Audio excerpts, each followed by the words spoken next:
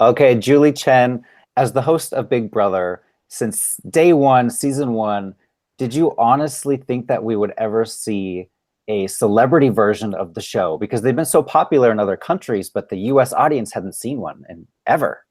I never thought we would see a celebrity Big Brother in the United States because we had explored it season two of Big Brother. And at that was so early on that I remember one of the commitments we got, verbal commitment to do it, was Paris Hilton. And one of the executives in the room said, "Who is Paris Hilton?" And the big name at that time that we got to say yes, but then someone was saying, the story is then she backed out, was Roseanne Barr. They talk about a name that has definitely come back to, be so hot right now in television. And there were a few huge obstacles to overcome to do a Celebrity Big Brother. The time commitment to do a whole summer asking celebrities to be, locked away for an entire summer, that was hard. And it was also very expensive.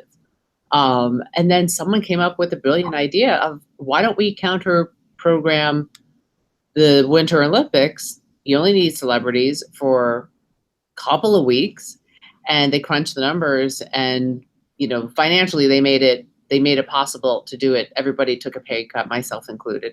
So my husband told me, "You're taking a pay cut. We're making you an offer you can't refuse." So I never thought we'd do a Big Brother. I never thought Big Brother would even complete season one. I remember that was an eye-opening experience. People telling me, well, if your numbers don't stay, like, they could cancel your show. I'm like, how do you cancel a reality show that's live with people? Their lives are, existing in the Big Brother house. You just set them all free. And here we are, embarking on our 20th season. Wow. Well, And speaking of that, yes. Speaking of that Celebrity Big Brother cast, it was incredible, by the way, that you got so many celebrities that were actually super fans of the show. So it made it so much more entertaining. And two of those, Ross and Marissa, got to the end. And it was kind of a surprise that Marissa won. So how did you react to that? I was convinced she made a $250,000 mistake when she chose Ross. I thought, me too, yeah. Yeah, I thought, oh, here she is, so concerned about the long game, the fan reaction of how she would be perceived if she double crossed him, even though it would cost her the game. And it was so refreshing to see. I mean, on one hand, I was like, it was nice that she made technically the wrong choice, and then it didn't hurt her in the long run. But at the same time, and I'm friends with Marissa. She worked on season one of The Talk. And I will say, she did not deserve to win. And even if you're celebrities, what I learned is you vote according to your ego. You vote emotionally. You don't, these super fans, celebrities, at the end of the day, if you slighted someone, or if someone feels like you betrayed them, you're going to lose their vote at the end. Ross, hands down, deserved to win, but he didn't, because the girls rallied together. Between hurt feelings and the girls rallied together, and they didn't vote for him because he was sneaky. But that sneaky is half the battle to get far in Big Brother. Mm-hmm. Sometimes sneaky wins, and sometimes it doesn't if you have that bitter jury.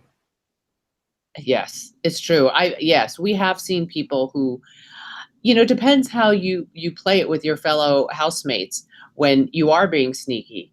I mean, Dan was sneaky, and then he turned it around to his own funeral, and then people were like, oh, praise Dan for being so brilliant.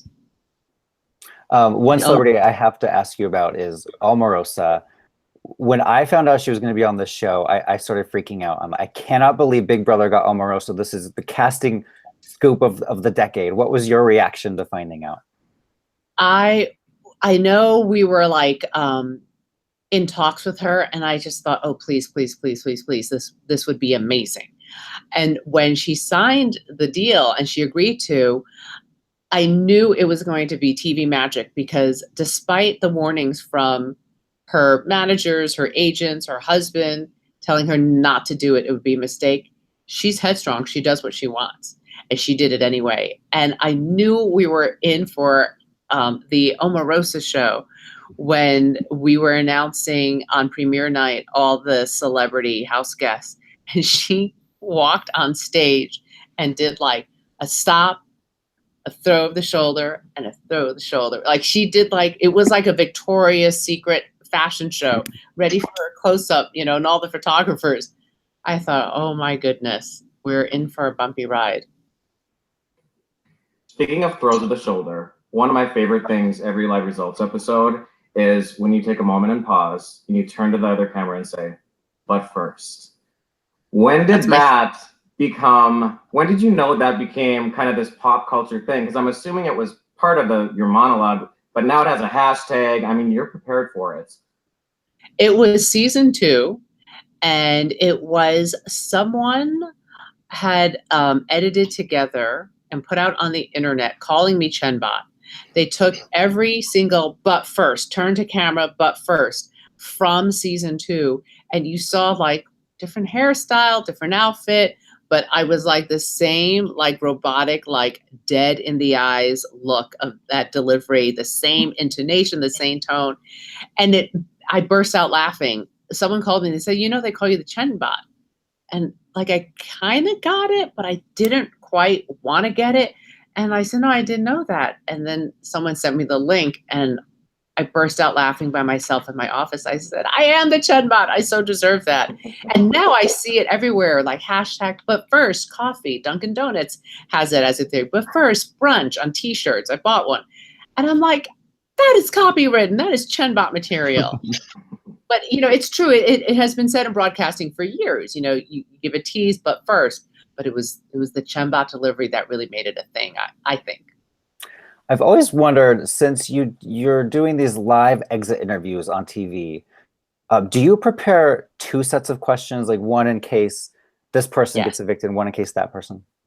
Yes, we have. If you ever notice, we have 2 different colored cards, like the whole show in like blue cards, but then the pink will be the alternate cards. In the rare event, like we usually know how the vote is going to go. So the pink will be that just in case the House decides to flip what they said they were planning on doing. And there have been times that we've had to do that. And on the double eviction shows, that's always crazy because then you have like 6 sets of questions because it all depends who gets nominated, who gets power of veto, who ultimately is on the block of the remaining House guests. So then I always have a big stack of cards. And how would Julie Chen do on Celebrity Big Brother if she were in the house? I would do horribly. I've come to realize I'm not very good at the challenges. I probably would overplay like the way Shannon did and over strategize. And I have a very thin skin.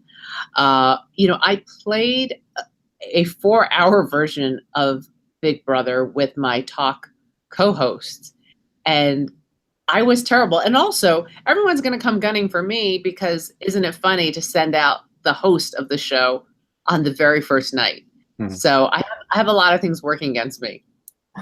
That's why you need to do Survivor. Maybe have Jeff Probst come do Big Brother. You could do Survivor and you could swap. I want to do Amazing Race with my sister. My sister wants to do it with me. That would be, and we would do I think we would do well, except when it comes to like, you have to eat something. I couldn't do that either.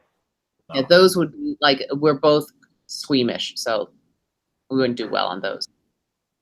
Wait, speaking of eating things, have you eaten slop before? I've always wanted to try it, just out of curiosity. It's not bad. It's like very dry oatmeal. It doesn't have a lot of flavor. You know, it could be a little bit gummy. I guess it depends on how much water you add to it. Actually, I probably eat a lot of things that other people would find squeamish because in my culture, being Chinese, like we love things like jellyfish and, you know, like tripe. So maybe I wouldn't be so bad at that stuff. If it's a bug, no. And going into this summer, we're coming up on the 20th season. So how excited are you for that? And what do we have to look forward to? Well, it is so exciting to hit that number. To say it's an impressive number. And they haven't told me yet how we're going to, if there's a twist. You know, I've heard that's going to be all new people with potential appearances of past house guests. I always like the new people, give them a chance to become new legends. It's new stories, new, you know, friends for us to make and to get to know, new villains, new heroes. So, you know, our classic line, expect the unexpected. I have no idea, but everything's got to be big. And season 2 of Celebrity Big Brother is coming. They've announced that it will come back someday soon, hopefully. Do you have a dream cast in mind? Maybe like 1 or 2 people that you would just love to see duke it out in the Big Brother house? I think we got everyone who was fired from the White House, put them in the Big Brother house. You know, they're used to evictions. They're used to getting bounced out. Now that would be a reality show. Talk about people who would want to talk. I mean, Omarosa would look like nothing. You know, people have an axe to grind when they're fired. Or even just one more person. Scaramucci. He'd be great. Oh my gosh, wouldn't he? One last thing before we go, I just have to congratulate you on The Talk. The show every year keeps winning Emmys after Emmys after Emmys, and you guys won another one a month ago, I guess it was, for the best entertainment talk show. What does that do for you guys? Just you're such a tight-knit group, and you keep winning these awards. It makes us feel like, okay, we're still relevant. You know, we haven't jumped the shark. We kept it fresh this year with the new, you know, co-host. Having Eve join the table was exciting. And it was exciting for her to experience being at the Emmys with us, winning that night. And so nice having Aisha back with us. But we don't rest on it. We never expect it. As a matter of fact, when they said that we had won best talk show, entertainment talk show, like Sarah Gilbert and I looked at each other, like we weren't moving. We were like, I guess we got to get up. You know, so it's nice. It's humbling. It's always a pleasant surprise. So let's just hopefully keep this going. And the Primetime Emmy nominations are coming up. You'll be on the ballot for Best Reality Host for Big Brother, of course. And what would that mean to get in for a nomination for hosting that show?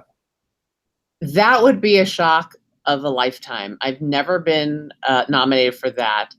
I mean, of course, it would be an honor.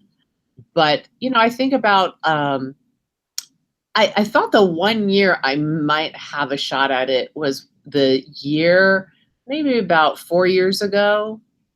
Gosh, maybe it was more than that. It might have been 7 years ago, when we had Aaron, the girl from Texas, who made those like racist remarks against the Asian community. And I was, at the time, my like blood was boiling and I wanted to interrogate her and just like kind of go after her, the emotional side of me. And I ran all my questions past 3 of the most trusted people in my life: my husband, my sister, and my best friend from college, from journalism school. And they were like, then you're going to be the mean girl. They're like, you need to take your emotion out of it and just be fair. And I thought I did such a good job with that interview, and I didn't get nominated. So it's something every year. I'd rather see the show get nominated, to be honest, but we never do, the show or me as host. And, you know, my line has just been, we was robbed. So they owe you one then. Renewal. I'd rather get, you know, continuously renewed as a show than an award. Well, you're so synonymous with Big Brother, and you're so perfect in that role. I can't think of when I think of Big Brother, you immediately think of Julie Chen. So congratulations on 20 years, and I hope there's more. Thank you. From your lips to God's ears. Thank you.